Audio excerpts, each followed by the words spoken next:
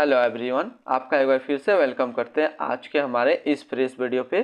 तो आज इस वीडियो के अंदर मैं आपके साथ डिस्कस करूंगा grow value fund direct growth के बारे में। ये जो म्यूचुअल फंड है इसमें हम लोग देखेंगे पिछले 1 साल, 3 साल, 5 साल के अंदर क्या रिटर्न दिया है, आज के डेट में इसका एक NAV का प्राइस क्या है, ये कितने स्टार रेटिंग म्यूचुअल फंड है, इसमें मिनिमम SIP अमाउंट हम लोग क्या लगा सकते हैं और इसका फंड साइज क्या है। साथ ही साथ हम लोग देखेंगे grow value fund direct growth के अंदर कौन कौन सा स्टॉक लिस्टेड है और यदि हम लोग इसमें कुछ इन्वेस्टमेंट करते हैं तो आने वाले 1 साल, 3 साल, 5 साल के अंदर क्या रिटर्न देखने को मिलेगा। तो बात कर लेते हैं 1 साल का रिटर्न का। तो पिछले 1 साल के अंदर जो रिटर्न दिया है वो 13.5% के आसपास रिटर्न है। 3 साल की बात कर लेते हैं तो 22% के आसपास रिटर्न है। 5 साल की बात कर लेते हैं तो 12.5% के आसपास रिटर्न है और एनुअल रिटर्न देखा जाए तो 10.5% के आसपास एनुअल रिटर्न है। हम लोग NAV देखते हैं तो आज के डेट में इसका एक NAV का प्राइस है 22.78 रुपये। इनको अभी किसी प्रकार का रेटिंग नहीं मिला हुआ है। इसमें मिनिमम SIP अमाउंट आप 100 लगा सकते हैं और इसका जो फंड साइज है वो है 11 करोड़ का। अब हम लोग रिटर्न कैलकुलेटर देखते हैं। रिटर्न कैलकुलेटर में देखेंगे कि यदि आप मंथली 5,000 का SIP कर रहे हैं तो आने वाले 1 साल, 3 साल, 5 साल के अंदर आपको क्या रिटर्न देखने को मिलेगा। तो बात कर लेते हैं 1 साल में जो आपका पैसा जमा होगा वो जमा होगा 60,000 रुपया, आपको मिलेगा 65,786 रुपया।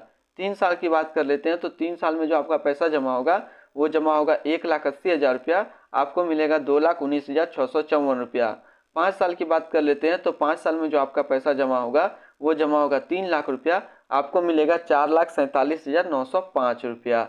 अब हम लोग होल्डिंग की बात कर लेते हैं तो इसके अंदर जो टोटल स्टॉक लिस्टेड है वो 34 स्टॉक लिस्टेड है, जिसमें से टॉप 10 पे हम लोग नज़र डालते हैं तो टॉप 10 में पहला नाम आता है NTPC लिमिटेड, लर्सन एंड टर्बो limited, ICICI bank limited, State Bank of India, Axis Bank limited, HDFC bank limited, Bharti Airtel limited, Birlasoft limited, Cholamandalam financial service holding limited, bank of Baroda.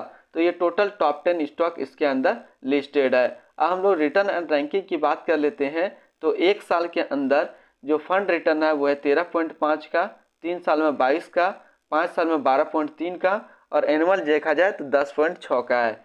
वहीं पे कैटेगरी एवरेज में देखते हैं तो 1 साल में 16.1 का है, 3 साल में 23.9 का, 5 साल में 14.8 का।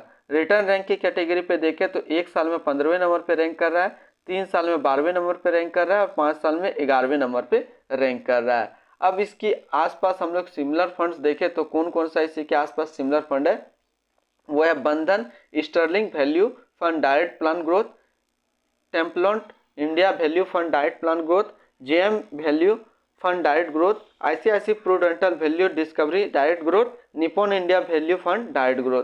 तो इसके आसपास इतने सारे सिमिलर फंड्स है। अब हम लोग इसकी expensive ratio, exit load and tax की बात कर लेते हैं तो इसका जो एक्सपेंसिव रेशियो है वो है 1.13% का। एग्जिट लोड की बात कर लेते हैं, यदि आप इन्वेस्टमेंट किया हुआ पैसा 1 साल के अंदर में ही निकाल लेते हैं तो आपको 1% का जो है एग्जिट लोड देना पड़ेगा। स्टैम्प ड्यूटी की बात कर लेते हैं तो स्टैम्प ड्यूटी है 0.005%। तो आज इस वीडियो के अंदर मैंने आपके साथ डिस्कस किया grow value fund direct growth के बारे में। फिर मिलते हैं हम लोग नेक्स्ट कोई इस तरीके का वीडियो की अच्छी जानकारी को लेकर के।